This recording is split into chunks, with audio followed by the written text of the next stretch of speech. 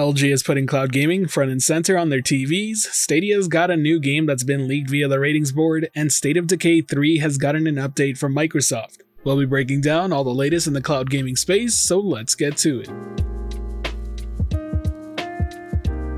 It seems like LG is following in Samsung's footsteps of having a place dedicated to cloud gaming on their TV home menus. Just yesterday, they officially announced that they would be expanding the gaming experience offered on their latest TVs by adding a new cloud gaming service section. It's what they call the gaming shelf, and it'll be arriving this month on LG's App Store on LG TVs running WebOS 6.0 or WebOS 2022. As of right now, NVIDIA GeForce Now's titles will be available accessible directly from the shelf, with the ability to access games from Google Stadia and other cloud gaming services coming in the future. As I've stated time and time again, I am so excited to see this happen, and it's great to see that TV manufacturers seem to be going all in the cloud space. Even as seen by the promo image of what this looks like shared by LG, you can really tell just how much of an impact this could potentially have. You no longer need an expensive console to run Fortnite, Apex Legends, Destiny 2, Lost Ark, Rocket League, Cyberpunk. It's pretty crazy. These are games with a lot of notoriety, and soon enough, you'll be seeing the likes of FIFA 23 up there being powered by Stadia.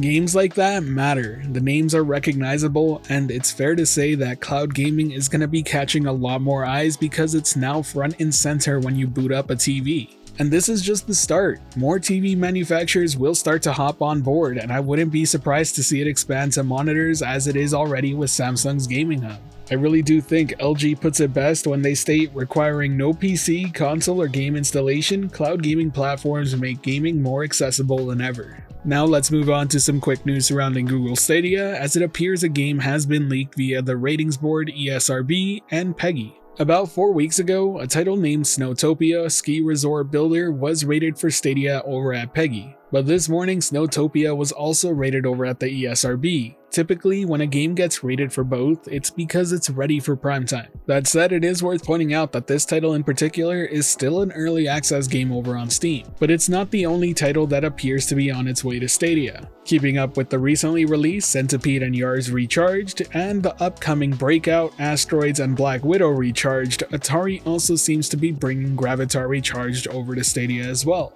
Or at least that appears to be the case, since the actual website from Atari themselves does state that a Stadia version is available now, even though it's not currently there. The hyperlink when you click on it just redirects you to Stadia itself, but I wouldn't be too shocked to see this get announced also sometime soon.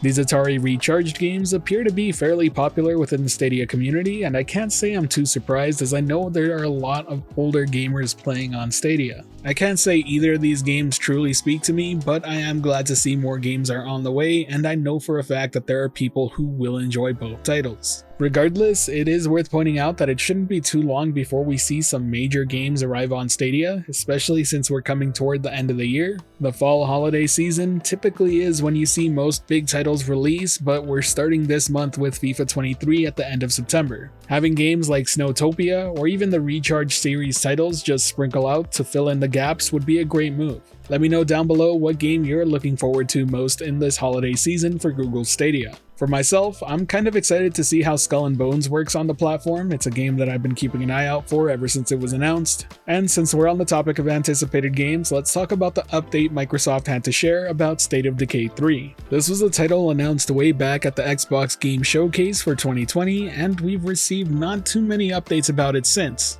But it is a title that's coming directly from Xbox Game Studios, so the chances of it supporting XCloud and being on Game Pass day one is pretty much assured. When it comes to its development though, Matt Booty appeared on Xbox's Major Nelson's podcast to talk about a behind-the-scenes look on how development is going, in which he had the following statements to share. You mentioned State of Decay 3 developer Undead Labs. They're working with the coalition up in Vancouver, our Gears of War studio, using some of the technology around Unreal Engine 5 and some of the stuff that's been in Gears of War before to bring that into State of Decay 3. We spent all day at Undead Labs in Seattle, which was great, getting the update on State of Decay 3, which has really got some cool stuff, in addition to the fact that State of Decay 2 just continues to grow its user base. It's kind of this stealth thing that just keeps growing, and it was cool to get an update. I think we hit 11 million lifetime players on State of Decay 2, which is pretty cool. All of that, the things they are doing there, are really the testbed, the proving grounds for all the stuff that's going into State of Decay 3.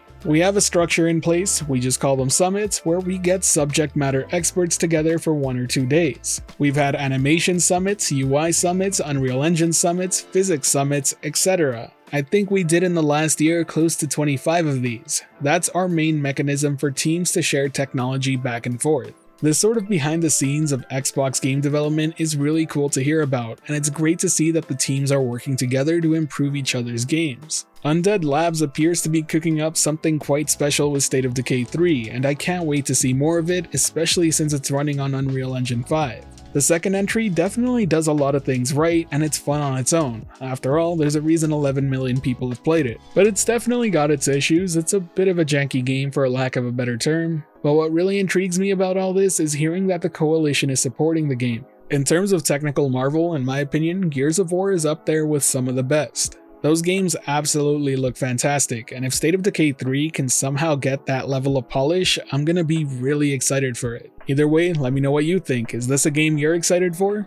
And with that, we'll wrap up this Cloud Gaming News Day. If you enjoyed the video or found it helpful at all, be sure to hit that like button as it really does help the channel out, and if you're wanting more content like this, be sure to subscribe and hit that notification bell as well. If you haven't already joined our community Discord, be sure to do so, links in the description below. Keep an eye out for more community posts happening this week, as I do want some opinions on certain things as feedback. And as always, thank you for watching the video. I hope you had a great day. This has been the Virtual Cloud, giving you the latest and greatest on everything cloud gaming related, and until next time, I'll catch you in the clouds.